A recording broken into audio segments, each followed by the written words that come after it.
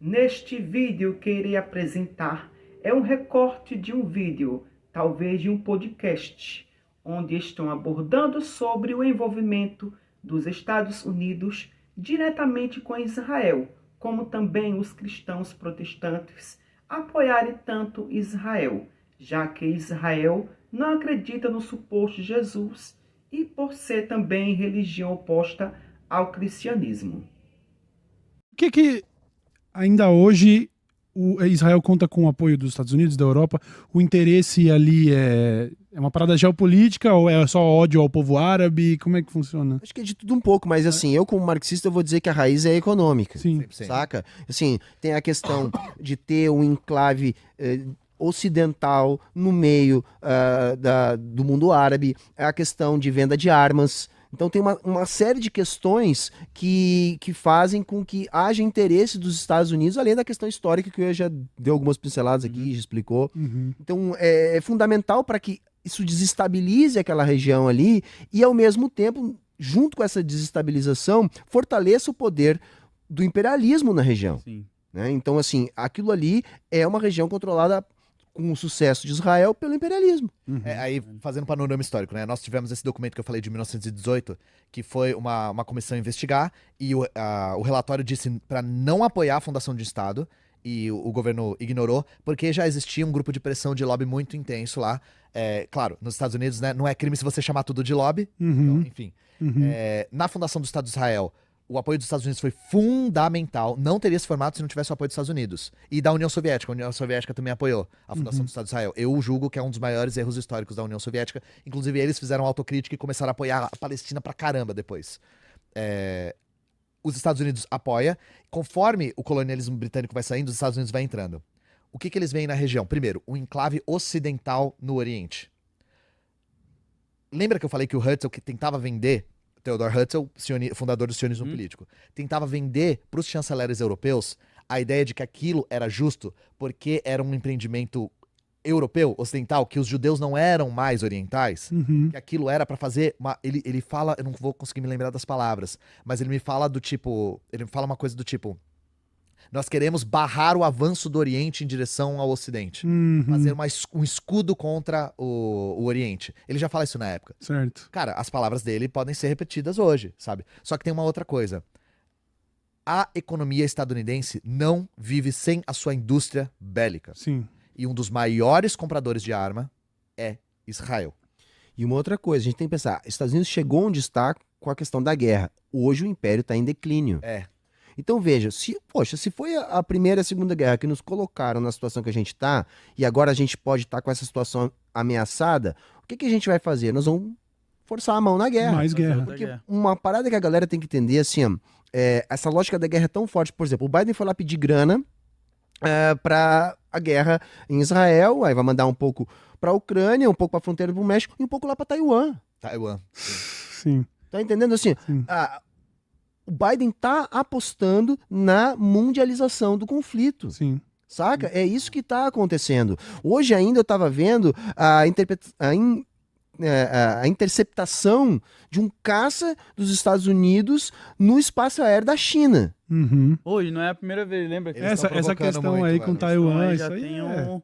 Eles estão provocando, Bomba eles relógio. estão escalando o conflito com a Coreia do Norte também, eles estão provocando cada vez mais. Uhum. Então, sim, eles precisam da indústria bélica para fazer o capitalismo funcionar lá. É simples desse jeito, complexo e simples desse jeito, Sim. né? Sim, sim. Só que tem uma outra coisa que eu acho que é legal a gente falar. As igrejas evangélicas neopentecostais apoiam Israel pra caramba no Brasil. Então isso entra na cabeça das pessoas muito por ingerência dessas igrejas.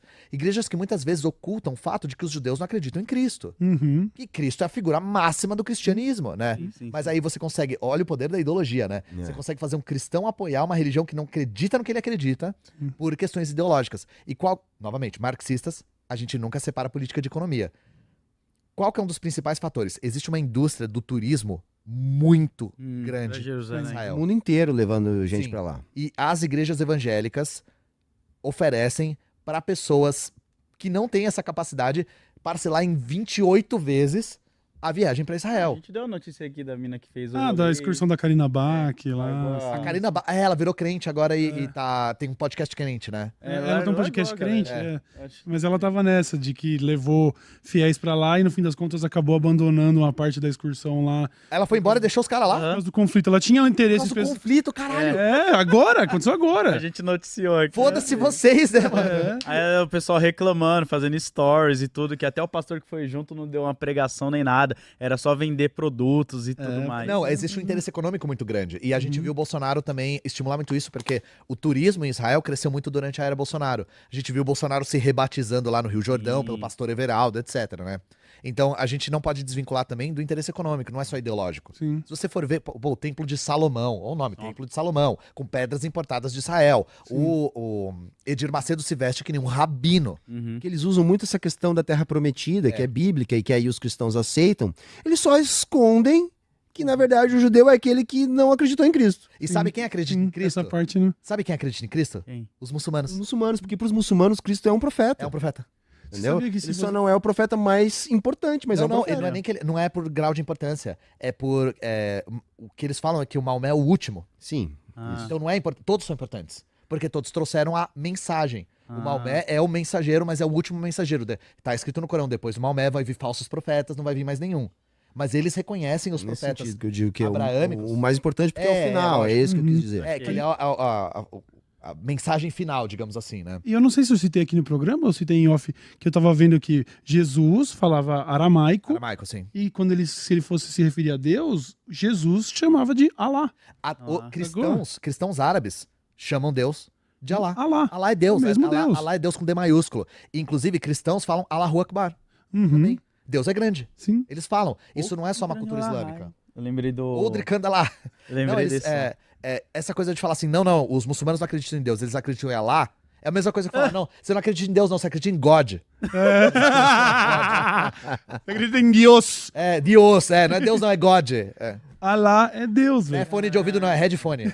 Headphone, Que caralho. doideira, que cara. loucura, Que é pra doideira. Mas Pô, é. espero que a galera tenha entendido o Puta contexto que pariu, se não histórico foi depois e- dessa, aí a gente Pelo já amor de solta a Deus. mão, né? Se você achou que é Aula. pouco, no meu canal tem vídeo de 3 horas Toma. falando dessa porra Aí, ó. toda. E a Toma. esperança que a gente tem, assim, porque se a gente para e pensa na questão da disparidade de armas, Uhum. a gente acredita, pô, vai desaparecer, não vai ter como resistir. Uhum.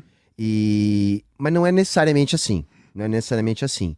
E uma parada que a gente talvez possa entender como esperança, né, para além da própria resistência do povo palestino, que é muito bravo e se organiza muito e que vai lutar até o último palestino, porque eu tenho certeza que eles não vão abandonar a terra deles, é uma coisa que pode ajudar, que é a comoção internacional. Sim, sim. É feita a seguinte pergunta aos dois rapazes. Não sei se são historiadores, mas acho que sim.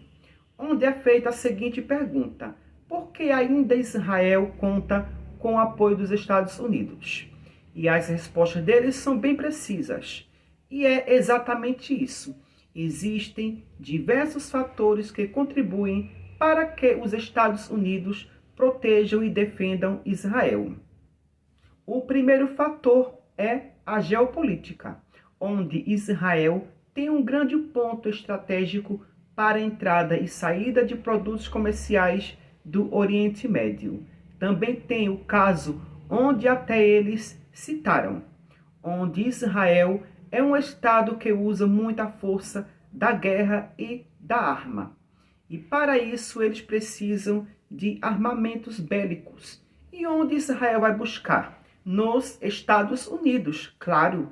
Isso faz com que um fique dependente do outro e se tornando inseparáveis. Outro fator muito importante dessa união entre Estados Unidos e o Estado de Israel são os laços históricos e culturais, onde o próprio Estados Unidos apoiou a ONU na criação de um Estado de Israel. Também temos a questão histórica, os interesses norte-americanos no Oriente Médio. Existe desde a Guerra Fria, representando os maiores esforços do país para conter o avanço da União Soviética. Também temos a questão econômica, que é justamente o fornecimento de armas dos Estados Unidos a Israel, como também nos Estados Unidos há uma grande concentração de judeus que moram lá. E esses judeus são empresários, pessoas que têm muito dinheiro. E são através desses judeus que faz gerar uma boa economia nos Estados Unidos da América. Esse é o maior fator, a geração da economia estadunidense, através dos judeus, que gera lucro e poder aos Estados Unidos. Exemplo, só em Israel nós temos cerca de 6,5 milhões de judeus. Só nos Estados Unidos da América nós temos 6 milhões de judeus. Então, é disparadamente a quantidade de judeus que vivem nos Estados Unidos da América. E tem mais um detalhe. A cada judeu americano já morou ou já passou um pequeno período em Israel. Isso mostra a raiz histórica profunda que os judeus norte-americanos têm com o Estado de Israel. Quando o Estado de Israel foi criado pela ONU, os Estados Unidos foram os primeiros a apoiar Israel. Os judeus nos Estados Unidos, cerca de 50% dos judeus que vivem nos Estados Unidos têm uma renda média familiar superior no ano a $100.000. Quando a gente pega essa população e compara com os Estados Unidos, a população dos Estados Unidos que ganha mais de $100.000 por ano está em cerca de 19%. Então, é uma média muito baixa em relação aos judeus. Outros dados relevantes, cerca de 23% dos judeus que vivem nos Estados Unidos têm uma renda superior a $200.000.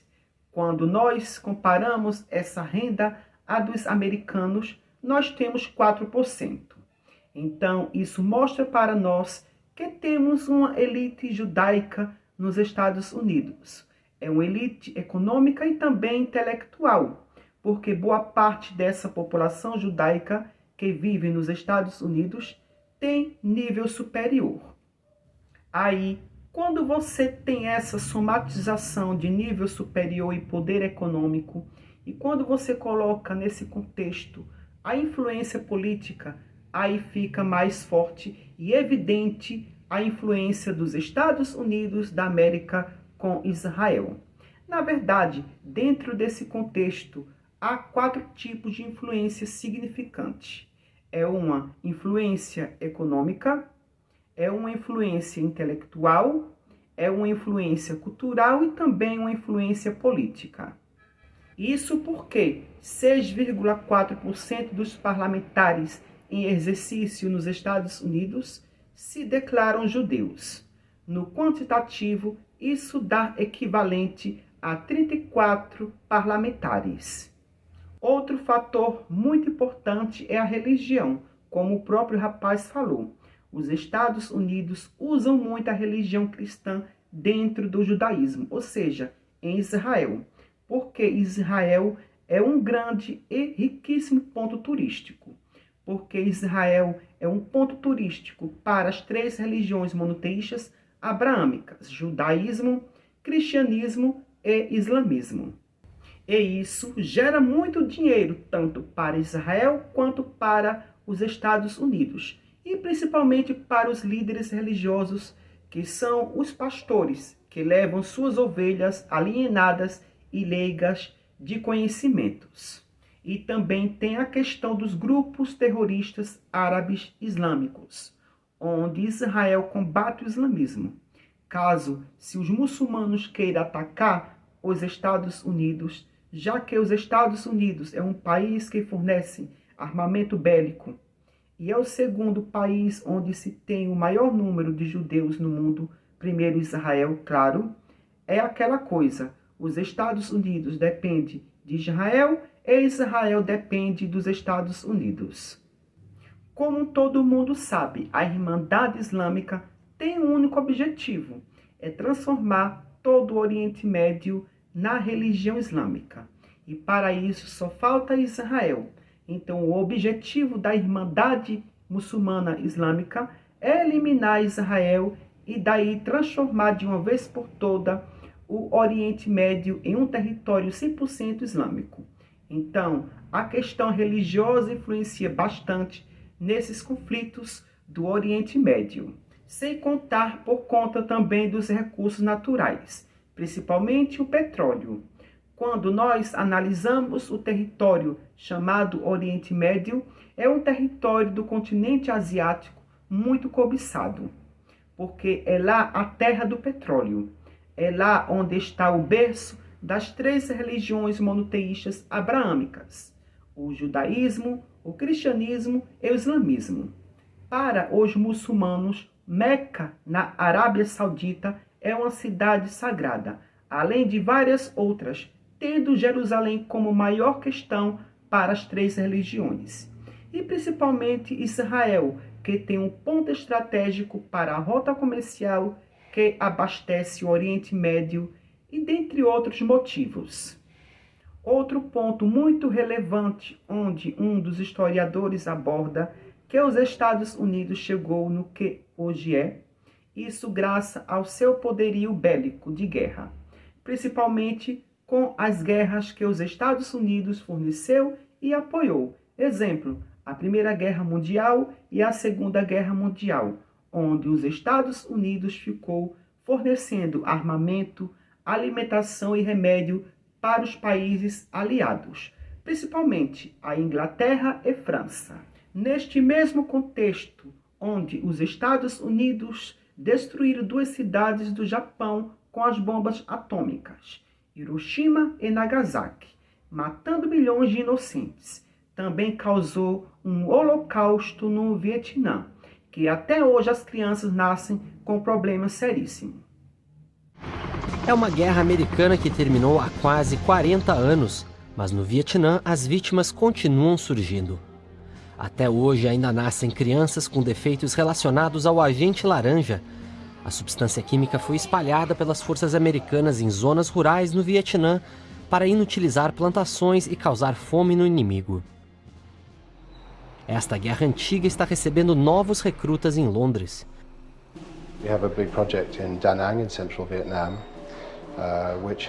Este cirurgião plástico explica que a região vietnamita de Da Nang tem a maior incidência de malformação congênita do mundo. Os médicos voluntários estão no Vietnã para realizar plásticas nas crianças. O trabalho deles já é famoso entre todos aqui. Eles terão apenas 2 semanas para tratar o maior número de pacientes possível. A médica diz: você vê as pessoas chegando de motocicleta, pessoas que moram a quilômetros e quilômetros de distância, e eles têm uma pequena esperança de que nós possamos ajudar os seus filhos. A Cruz Vermelha diz que 150 mil casos de malformação congênita estão ligadas ao agente laranja jogado pelos americanos. Os Estados Unidos contestam esses números. Esta menina foi tratada no ano passado. Ela voltou agora para um check-up de rotina. Sua transformação foi quase milagrosa. Ela disse que teve medo de perder os olhos e chegou a estar esperando apenas a morte. Todas as operações plásticas são feitas aqui em conjunto com médicos locais. Em 2 semanas, os voluntários realizaram 20 cirurgias antes de voltar para casa.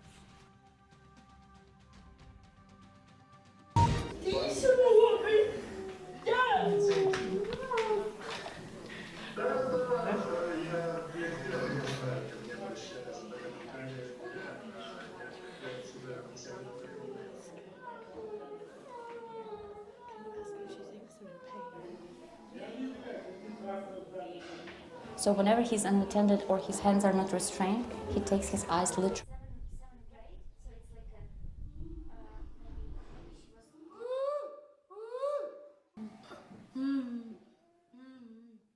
Também os Estados Unidos invadiu a ilha cubana, ou seja, os Estados Unidos sempre foram países perseguidor e destruidor, tudo por causa do poder imperialista capitalista estadunidense, querendo impor ao mundo o seu modo ideológico político capitalista.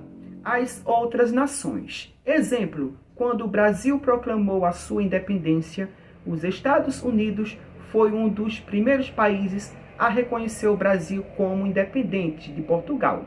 Mas os Estados Unidos estavam de olho nas terras brasileiras. Na verdade, os Estados Unidos estavam com um projeto chamado Doutrina Monroe, que tem como lema América para os americanos, de financiar as colônias americanas a conquistar as suas independências.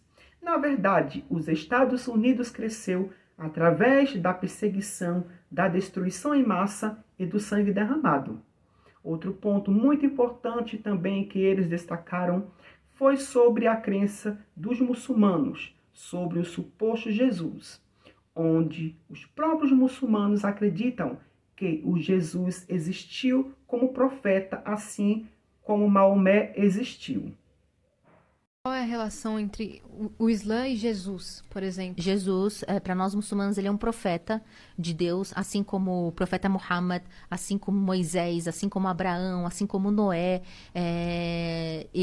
Pra gente, Jesus não é filho de Deus, Deus não tem pai. A gente ama Jesus, assim como a gente ama todos os profetas. Para nós muçulmanos, Jesus não foi crucificado. Deus elevou Jesus aos céus, porque nós muçulmanos não acreditamos. Como Jesus é um profeta de Deus, Deus não faria ele sofrer. Então, Deus só colocou uma pessoa, colocou, acho que, Judas no lugar de Jesus, e ele fez a imagem de Jesus nele, e ele que foi crucificado, mas Deus elevou Jesus aos céus, e Jesus retornará, e a gente vai, não vai ser na nossa época, claro, né? E a gente vai segui-lo. Irmãos muçulmanos, a nossa crença em Jesus é um profeta de Allah. É um mensageiro de Allah. O seu nascimento é um milagre. A sua vida é um milagre. A sua mãe é uma santa imaculada. O seu desfecho na história da humanidade é um milagre. Ele retornará no final dos tempos para completar a sua vida. Que a paz esteja sobre Jesus e que a paz esteja sobre a sua mãe Maryam, alayhima assalam, e que a paz esteja convosco também. Assalamu alaikum wa rahmatullahi wa barakatuh. Enquanto os judeus não acreditam que o suposto Jesus existiu e muito menos foi profeta ou Messias. Os muçulmanos acreditam que o suposto Jesus não morreu. Ele subiu aos céus de corpo e alma e que retornará à terra para reinar por alguns períodos de tempo e depois morrerá como qualquer mortal. É engraçado, os cristãos têm mais afeto pelos judeus que não acreditam e rejeitam o suposto Jesus do que pelos muçulmanos, que os muçulmanos acreditam no Jesus como profeta, assim como Maomé. Na verdade, se você for falar do Jesus em Israel, você é apedrejado e expulso.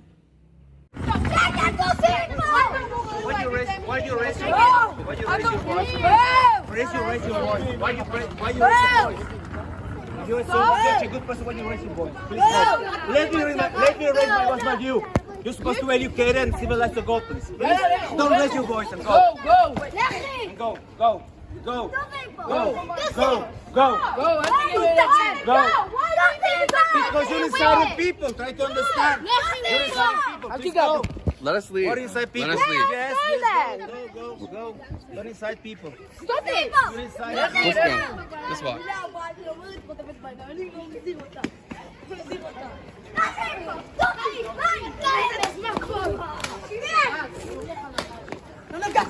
You're coming to insult people. Please don't. We got you on film. Oh, we got you on film. We got you saying You have nothing to to the respect other children. people's. We're leaving, Okay? and you're following Very us. good. Very good. Let's will come back.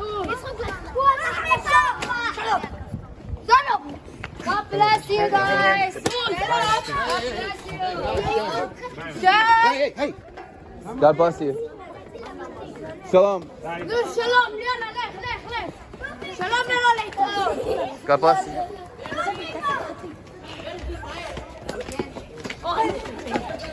Shalom. Resumindo, tudo isso só é apenas cultura, mitologias. Cada cultura mitológica religiosa tem a sua forma e visão de ver e acreditar. Por hoje só, até o próximo vídeo. Tchau, tchau.